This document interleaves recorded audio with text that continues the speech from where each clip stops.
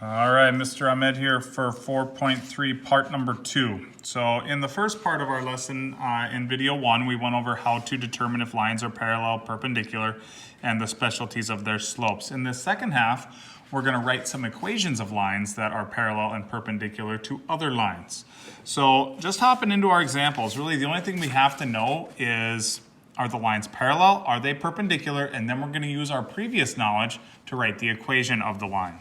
So it says write the equation in slope-intercept form, so I have to end with y equals. That's a key point, slope-intercept form of the line that is parallel to y equals 3x plus 4 and passes through the point 5, 6. So the slope of the given line, it's already in y equals mx plus b form, so the slope is 3.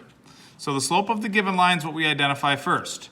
Since the lines have to be parallel, their slopes are equal. So our line slope also has to be 3. Now the key, it's not the same equation. I have to start over and write the equation of the line that passes through 5, 6. Okay, so it has to pass through that point. So this is x1, y1. From there, we're going to start by using point-slope form, and then we'll change it to slope-intercept form by isolating the y. So with point-slope form, keep in mind that's y minus y1 equals m times x minus x1. Hopefully you have that memorized by now. Plugging in our values. y1 is 6. Y minus 6 equals m3 times x minus x1 is 5. All right, distribute 3x plus, minus, I almost did plus, minus 15 equals y minus 6. Add our 6 to both sides. And keep in mind that was a negative. And we get negative 9. So 3x minus 9 equals y. We found the equation in slope-intercept form. Notice the difference. Our line's y-intercept is negative 9. The original problem was 4. I can't just say the slope is 3, and I can't just put in 6. I have to step through the point-slope form to find the new y-intercept. Okay? So we're going to do a couple more of those. On to the last page. Okay. This one says, I had to copy it over. We'll print it off on the last one. It says write the equation in slope-intercept form. So again, we're ending in slope-intercept. Y has to be isolated of the line that is perpendicular to 3x plus 4 and passes through negative 3, 7. So the slope of the given line is 3. Now in this case, since it's perpendicular, the slope has to be the opposite reciprocal of 3. So our slope has to be negative 1 over 3. That is the opposite reciprocal. It passes through negative 3, 7. Okay, so that's the point that's going through. x1, y1. Point slope form, y minus y1, y minus 7 equals m. That's negative 1/3 times x minus negative 3 changes to a plus 3.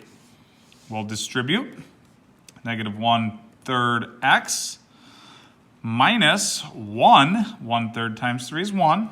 And we have y minus 7 on the other side. Add our 7 to isolate y. And we will be completed. Y equals negative 1/3 x plus 6. All right. So there's some on your owns here for you to try down at the bottom. I encourage you to press pause and give them a try, just so you can kind of remember. There's a lot of information in this section, so taking a little try on your own here on pause is definitely going to be helpful. All right. Hopefully you had some success after the pause. It says determine which lines are perpendicular. So I have 3 different lines, just given the points. I got to calculate their slopes. So again, I got to use the slope formula 3 times. M equals top line, 9 minus 3. Over 2 minus 4. 9 minus 3 is 6. 2 minus 4 is negative 2. That's negative 3. So the equation of line 1 is negative 3. Now I'm going to do line number 2, same process, m equals y2 minus y1, that's 8 minus 11 over 6 minus 7. 8 minus 11 is negative 3 over negative 1. That's a positive 3. So when I look at these two, I have a negative 3 and a positive 3. Those are not perpendicular. We have a negative, we got a positive, but they're not opposite reciprocals. Last line, m equals y2 minus y1, 5 minus 4 over negative 4 minus negative 1, minus a negative changes to a plus 1. Alrighty, 5 minus 4 is 1, negative 4 plus 1 is negative 3. So our slope, m, is equal to negative 1 over 3. So, a little bit tricky. We got 3 of them. These are reciprocals, but they are not opposites. They're both negative. These are reciprocals, they are opposites. So line 2 is perpendicular to line 3. This is the symbol for perpendicular. It's an upside down T. Or you could have also said line 3 is perpendicular to line 2. Order is not important. All right, next one. It says, write the equation in slope-intercept form of the line that is parallel. So again, we're ending in slope-intercept form. Parallel, keyword. Here's our given line, and it passes through 3, negative 8. So the slope of the given line is negative 2. The slope of the parallel line also has to be negative 2. We're passing through the point 3, negative 8. So there's my x1 and my y1. Plug it into point slope. Y minus y1 minus negative 8 changes to y plus 8 equals m. That is negative 2 times x minus x1 is 3.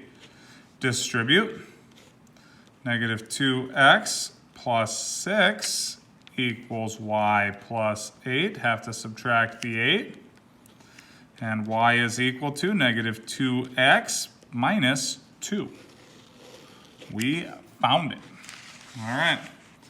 Last one here doesn't really quite go over it just like the last one, so we got to step through our process on our own. So, write the equation of the line, slope-intercept form again, ending with y equals perpendicular and through negative 4, 1. So, the slope of the given line is negative 2 over 3.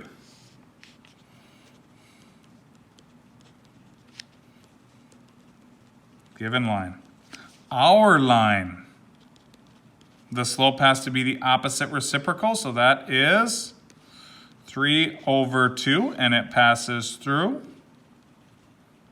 the point negative 4, comma 1, x1, y1. Alrighty, point slope form first. Y minus y1, y minus 1 equals m, 3 over 2, times x minus negative 4, change it to plus 4. Distribute 3 over 2x. Let's see here. 3 times 4 is 12. Divided by 2 is 6. So plus 6. You could use a calculator for that if you need to. Equals y minus 1. Add our 1, and we are done. So we got y equals 3 over 2x plus 7. All right, that's it for 4.3. Have a good rest of the day.